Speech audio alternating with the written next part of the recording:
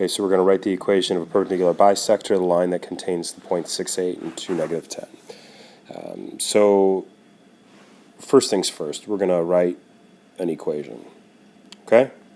So equation of what? It's a perpendicular bisector.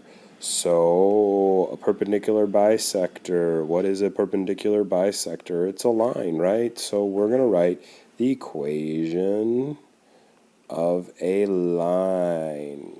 And we're going to put these in slope-intercept form just to keep it standard. Okay? Okay, so now that we know that we are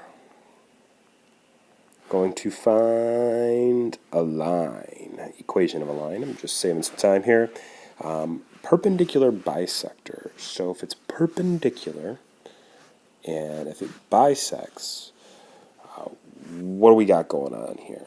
Okay, so I'm going to go ahead and erase some of the stuff that I got here.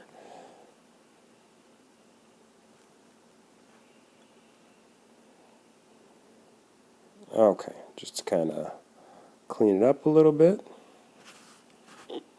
Shrink this guy.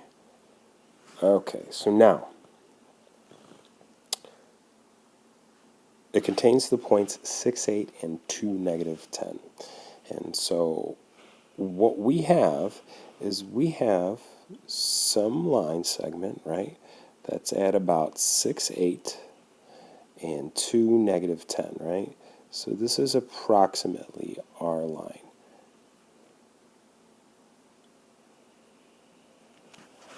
Okay? So now, I want the line that bisects this and is perpendicular. So if it was perpendicular, we wouldn't come across this way, right? We wouldn't come across here. I'm going to draw a dashed line. In order to come through perpendicular and also cut the thing in half, we would say, based on my line, this area might be half. I'm off a little bit. And then my line would have to cut through like this, right? Okay, so what do we need? Well, if these guys are perpendicular, we know that that's a right angle. And we know that the red line is bisected by the blue line. So this is where it's bisected. So hey, that means this guy is congruent to this guy. So he or she, whatever you want to call it, is a midpoint. Okay? So if we find the midpoint, I know that's where the two lines cross. So one of the things I'm going to need is midpoint. Well, hey, I got two perpendicular lines here. Hey, you know what? If I know the slope of the red line, I got that opposite reciprocal thing going on for the blue line. So I'm also going to need slope. Is this enough to find the equation of a line? Sure is. And you saw that in some of your skill development videos before we started this section, helping you in that module that's on Haiku. So let's go ahead and get to it. So I need midpoint and I need slope. Okay, so if I'm going to find the slope, right down here, I got 6, 8, and 2, negative 10 as my points. So my slope is going to be negative 10 minus 8 all over 2 minus 6. And that's going to give me negative 18 over negative 4, which is going to reduce to 9 halves. So the perpendicular slope is going to equal negative 2 ninths. So now the next thing I need to find is midpoint. I'm just going to abbreviate it real quick. In order to find midpoint, we had that formula in one of the videos. So we have our 2 points that I'm just going to use from over here.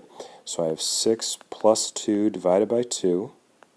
And then I have 8 plus a negative 10 divided by 2. And so this ends up being 8. This will then turn into 4. And this ends up being a negative 2, so we'll end up with negative 1. Okay? So, given these two pieces of information, these are the only things that I need to come up with the equation of the line.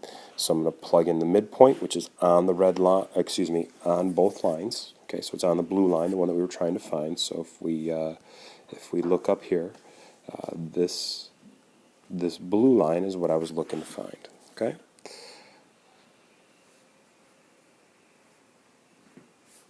Okay, so now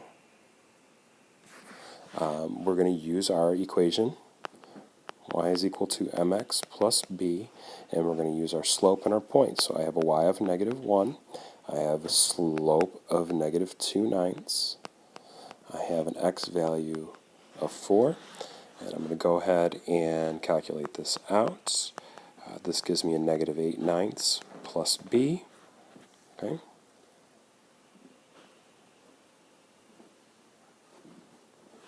Okay. And so if I add an 8/9, so we basically have a negative 9/9 plus 8/9, which is going to leave me with a negative 1/9. And that's what b is equal to. I can take all this information, and I have y is equal to negative 2/9 x minus 1/9. And that's the equation of the perpendicular bisector.